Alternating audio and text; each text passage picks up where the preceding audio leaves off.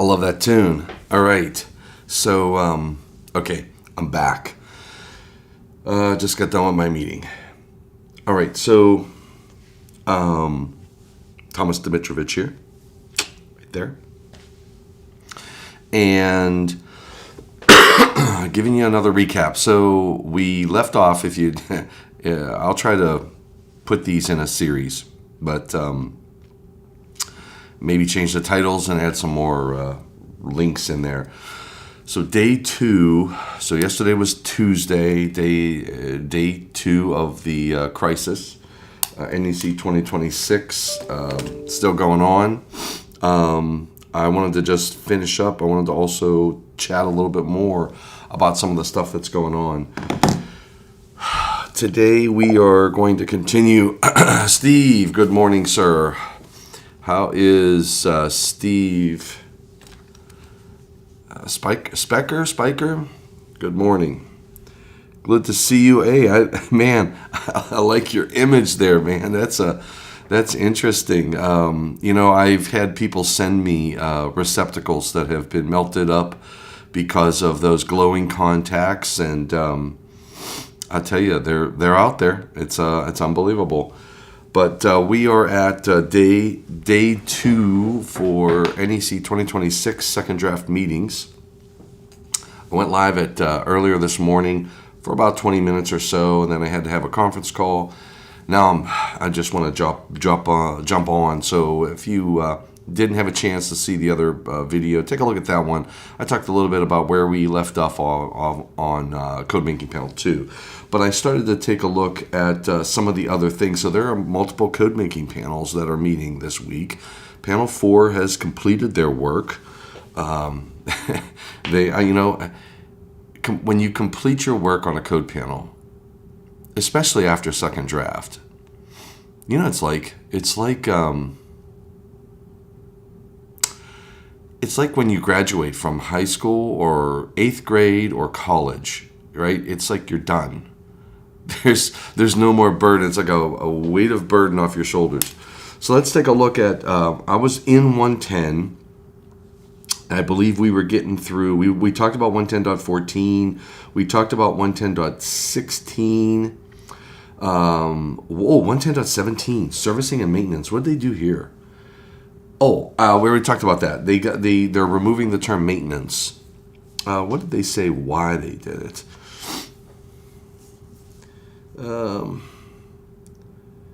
Is not deleted as servicing is defined term. So maintenance and informational note 2 are deleted in order to delineate the scopes of 70 and 70B. So what they're trying to do, so here's the thing. 70B, this has been a debate. This has been a debate in the industry. The National Electrical Code has peppered in requirements over, I'm not sure how many cycles. I'm going to say over the last few cycles, but somebody out there could probably say, oh no, Tom, in 1886 there was whatever. So whatever. The debate is around should maintenance be in the National Electrical Code, and everybody has an opinion on that one. And you know what? You're watching my channel, so guess whose opinion you're going to get on this one? This guy's. Because remember, what comes out of here sometimes starts up here, and it's always from the heart. I share what I feel. I put it out there. I apologize. I shouldn't offend anybody because if your opinion's different than mine, you're entitled to your opinion. It's a free country. We're free individuals. So you're entitled to your opinion. I'm entitled to mine. And my opinion on maintenance, my personal opinion, this is not my company opinion. It's not the opinion of panel 1 or panel 2 or any of the organizations that I'm involved with. My personal opinion is maintenance is covered in 70B.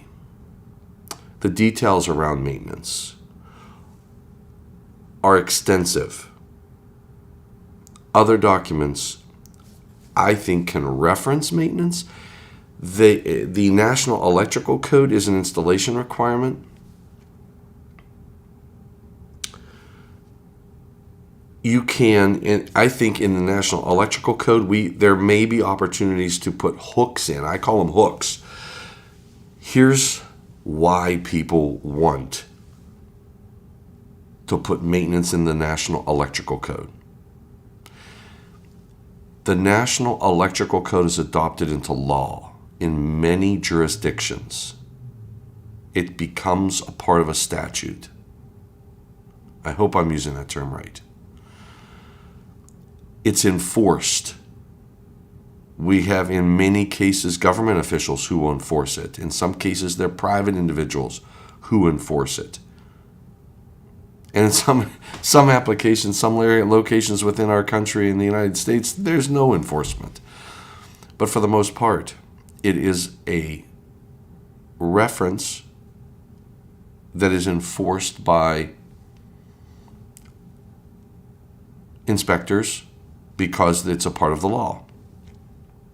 Because of that fact, and the fact that 70B and 70E is not adopted into state law, maintenance is not a law, safe work practices is not a law.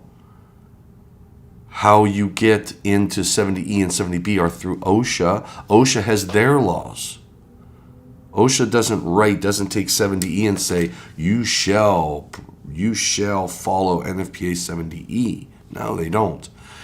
They have their rules. OSHA has their rules. Every government. So as I cross this globe, as I go into various countries, and I like to ask these questions. I say, we have an OSHA in the United States. What do you have in Bogota, Colombia? What do you have in Costa Rica, in Brazil, in Chile, in Germany, in Austria, in Italy? As I go through all these different countries, I ask those questions, and everybody has something in their country. Some of them are, some may even be better than what the United States have, and some might be much worse. It's all perspective. But our end goal is to save lives. Our end goal is to not have individuals killed. So there is a desire to put these requirements in the National Electrical Code because now it becomes a requirement, but then you have to think about what's the scope of the NEC. So what these, and I think, I'm going to take a look at some of the public comments because I think there are 1, 2, 3, 4, 5, 6, 7, 8, 9, 10, 11, 12, 13 public comments on this one section, 110.17. So, Palmer. So the Electrical Training Alliance put public comments in.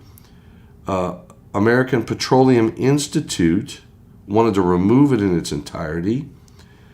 The Busman Division of Eaton wanted to say servicing of equipment. They're removing the word maintenance as well. And they try to organize that a little bit better. I already went down to that one. Boy, I'm losing track of which ones I'm fat fingering it over here. So this is the Corleen Committee even said, hey guys, get your act together. Let's take a look at this. Who's this? This is the American Chemistry Council wanted to remove it in its entirety. DuPont wanted to remove it in its entirety. There's another one. Mr. Jackson wanted to remove it in its entirety. The IEC, Independent Electrical Contractors, wanted to remove it in its entirety. Mr. Dabrowski, I just met him again. He's downstairs, he was downstairs. Wanted to remove it in its entirety. And then there's this guy his name's Thomas Dimitrovich. He wanted to remove it in its entirety. So multiple people wanted, not remove, I didn't want to remove it in its entirety. No, what I said was remove maintenance. So what the panel ended up doing is removing maintenance. And now the challenge with servicing is there's a defined term for servicing. We have some other requirements around servicing. So in any case, servicing, you may be installing or withdrawing or whatever products during those actions. So in my opinion, it looks like Dan NEC agreed and others, and it looks like the code panel went down that road of just removing maintenance, keeping servicing. It's a compromise. The whole reason people were trying to remove 110.17 was because they didn't like maintenance, primarily. So in any case, they kept servicing and removed maintenance. So that is your 110.617. Reconditioned equipment, 110.20. There's a requirement for reconditioned equipment. It says reconditioned equipment shall be permitted where specified elsewhere in this code. I like it. And they got rid of where prohibited. So here's the thing. I know what I'm going to do. So I have this pet peeve. We have these requirements around reconditioning. We'll say what is permitted to be reconditioned and what is not permitted to be reconditioned. In my opinion, I think we need to remove what is not permitted to be, sorry about that, I accidentally hit that. We need to remove where it says what is permitted to be reconditioned. Because by default, you're permitted. The only thing the NEC has to say is what's not permitted. The moment you get into here's what's permitted and what's not permitted, what if it's not on the list? Then what do I do? So to avoid conflict, we need, in my opinion, we need to remove that what is permitted, because you have 110.20 that says reconditioned equipment shall be permitted. Oh, no. I don't agree with this change. I do not agree with this change. Why did they make that change? This change reflects the changes throughout the code and articles section that address reconditioned equipment is permitted. No, man. I don't agree with that. What it used to say is reconditioned equipment shall be permitted except where prohibited. That is an accurate statement. Now they're saying reconditioned equipment shall be permitted where specified. It's problematic. It's problematic in the changes that we made. And let me help you understand why. Let's say, for example, and we did this back in, I'll give you a good example. 408. Let's look at 408. 408. 408.3. We can make a song out of that. Now listen to this. 408.3 says, the use of reconditioned equipment within the scope of this article shall be limited as described in 408.3a and b. If equipment has been damaged by fire, products, or of combustion, corrosive, or water, it shall be specifically evaluated by its manufacturer or a qualified testing laboratory prior to being returned to service. Oh, this is beautiful. All right. Man, I'm loving this. I'm loving it. So it says permitted to be installed. Reconditioned switchboards and switchgear or sections of switchboards or switchgear shall be permitted to be installed. And then not permitted to be installed. Reconditioned panel boards shall not be installed. So, if you combine this with what's in 110, If I have an existing switchboard, which this says switchboards, or I have existing switch gear, and I want to recondition it in place, I don't take switchgear out, send it back to a factory, and then bring it back and install it. No, I recondition switchgear and switchboards in place. Because of what's in 110 that says reconditioning of equipment shall not be permitted shall not be permitted. Hold on. I took a picture of this one. Let's go back to 110. Oh, you gotta love this stuff. You gotta have it's almost like you have to have a legal mind for it. Should have been a lawyer. All right. I love to argue. Reconditioned equipment. It says reconditioned equipment shall be permitted where specified elsewhere in this code. So you're permitted to install reconditioned equipment, a reconditioned switchboard or switch gear. You're not permitted to recondition it in place. Now, someone will say, well, Tom, the National Electrical Code doesn't apply to equipment that's already installed. If you want to go there, I'll go there. And we can go there throughout the National Electrical Code everywhere, where it says if I add loads to a feeder, I can add as many loads as I want. I can overload that feeder. Well, no, you can't. Yes, I can, because the code does not apply to the existing installation. That means I can add as many loads. I don't need to worry about overloading a conductor and all that jazz. I don't have to worry about the available fault current because the available fault current's already there. Oh, man. So if I have, like short circuit current readings, if I have an assembly, say I have a panel board where my fault current on the installation went from 8,000 amps to 27,000 amps. Now the short circuit current rating is being exceeded. The code doesn't require that to meet it. If we take the stance that the code doesn't apply to existing equipment at all, period. I'm having heartburn. Am I wrong? Am I smoking something here? Did I take too many of those nighttime Tylenols last night? I only took 2. I think that's what you're supposed to do. But that's my issue. I'm struggling with this. As an engineer, as someone who's trying to do the right thing, I'm struggling with language. I believe we all have the same intent. I want to be able to recondition equipment in place, switch gear. I want to be able to do that. I don't want to prohibit it. I don't think anybody wants to prohibit it. Does the language prohibit it? And here's where I have an issue.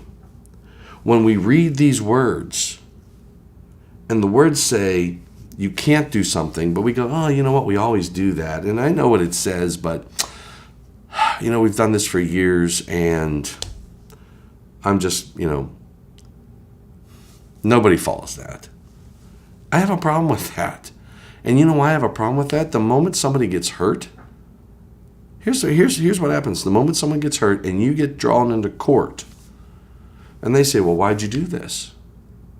Well, nobody follows that. Wait a second, Mr. Dimitrovich. It says right here, shall be permitted where specified. And over here, it doesn't specify that you can do this. Why did you do that? Well, that's not what they mean. And then what do we start doing? Oh my God, let's start looking at panel statements. What did the panel say? Because now you're trying to justify what you did. That's not a good place to be in. When the language is vague, and it's written into law, when the language is vague,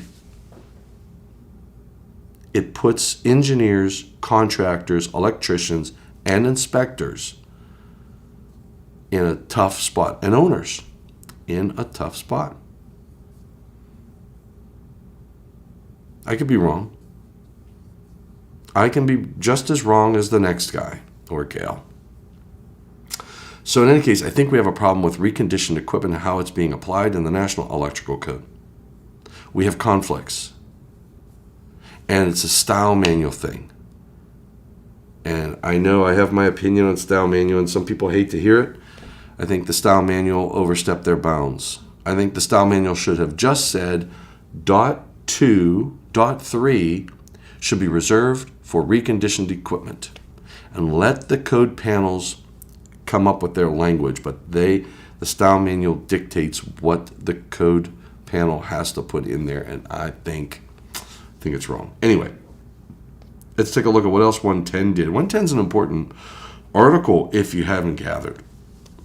They cleaned up some language in 110.22, field marking, available fault current. Let's take a look at that. So they cleaned up language, style manual. They have where it says the field markings shall, they just say the field marking. It's the perennes. So when you make it plural in the code, it also applies singular. So they just cleaned that up a little bit. Ooh. Let's take a look at this one in work. This is not over. This is spaces about electrical equipment. They added some language.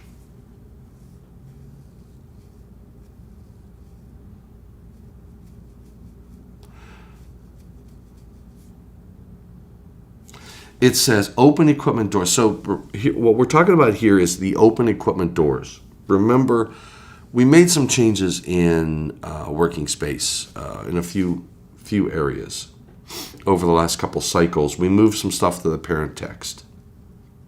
It says open equipment doors shall not impede access to and egress from the working space. Open equipment doors.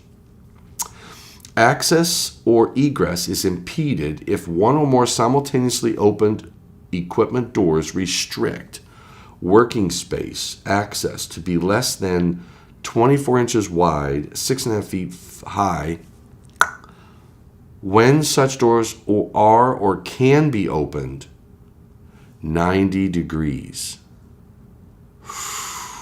Ooh. You know what this does? I'll tell you what it does. I will tell you what it does. If I have equipment that I can remove the doors. So I've made this argument in the past. I said, yeah, you can open it 90 degrees, but you could also remove the door. And we have provisions to remove the door. And if you take the door off, you have all the working space that you need. Now they're saying, nope. When such doors are or can be. So if you can open the door 90 degrees. If the door would open all the way, say it's to 120 degrees. Don't count. You can open that door to 90 degrees. So any door opens to 90 degrees. I don't care if that door goes 360. Well, you can't have a door that goes 360. Let's say 180. Why does that? I've got a meeting just started. Is it 6:30? Yeah, it is. It's coming up. All right. So that's another issue. Working space. They added that text at the end. We'll see if it survives. Remember, let me tell you about the process. We are in the public comment phase. Everything that we are arguing about right now may not come to fruition because there's still NITMAM and there's still appeals. So it ain't over till it's over. But it's great to be engaged as we go through it because even if, let's say that this, I don't know if it, this probably stands a very high chance of staying in the code. But let's say it doesn't. The sheer discussion about the concern is a learning opportunity. Think about that. Having the discussions, when we sit on our back porch and argue and talk about technology and whatnot, those are all opportunities to learn, even if that doesn't make it. What else? Depth of working space. They highlighted it as having changed, but I'm not seeing any underscores, so I don't know what they did there. Separation from high voltage equipment in 5, where switches, blah, blah, blah. They added the 1500 volts. So they basically aligned it with medium voltage. Personnel doors. Personnel doors intended for entrance to and egress instead of as a personnel door intended. So they just cleaned up the language, added clarity. That's all they did. Got a text message. Oh boy. Ted wants help. Wants guidance. By locks, so they're cleaning up language. So there's a lot of style manual cleaning up. The markings shall comply with instead of the markings shall meet the requirements in. So they're changing, meet the requirements in. They're changing that language to comply with. It means the same thing. No change in intent, no change in requirements. So there's a lot of that going on. You'll see that throughout the code. So you got to be careful when you see some of these changes. But you got to be careful because some of those changes look like nothing and they are big. A comma could be huge in the code. Each enclosures other than surrounding fences, they're just saying other than surrounding fences or walls, enclosures of switchboard, switchgear. So they're changing that. They left enclosed panel boards. That's another big debate. Man, enclosed panel boards. They left that. Jeez. Oh, you gotta love it. And I'll tell you the enclosed panel board issue. Apparently there's a listing, so you can buy a listed enclosed panel board. And the concern is, if I say you have to put a label, I can say, the problem that we had was, let's say I said you need to put a label on the panel board. Technically, the panel board is what's inside the enclosure. When I say panel board, it does not include enclosure. A lot of people don't understand that because the panel board does not include the enclosure. So if I say you need to put a label on the panel board, it means you've got to open that door, take the dead front off, and put a label somewhere on the panel board itself. That's not the intent in many of these applications. We want the label on the enclosure of the panel board. So there's one approach to say, hey, look, let's write it that way. Put the label on the enclosure of the panel board. But there's another school of thought to say, let's just define what an enclosed panel board is and say you put the label on the enclosed panel board, which means the enclosure. But then UL was saying, hold on, we list enclosed panel boards. And if you say you must put a label on an enclosed panel board, then that means if it's not listed as an enclosed panel board, then you don't have to put the label on it. So it's an interesting debate to watch. Panel 1 feels one way, panel 10 feels a different way. I say we settle all of these with a mud wrestling pit. Oh my goodness, you gotta love it. All right, it's 6:30. I've got to go on to another call. Little bits and pieces throughout the day as best I can. I'm gonna drop on this call and then I'm jumping downstairs to go to panel 2, day 3. All right, everybody. Thanks for tuning in. Thanks for watching. I hope you get something out of these little things because it's a lot of work. All right, thanks. Thanks, Steve, for joining in. Take care, stay safe. Please stay healthy.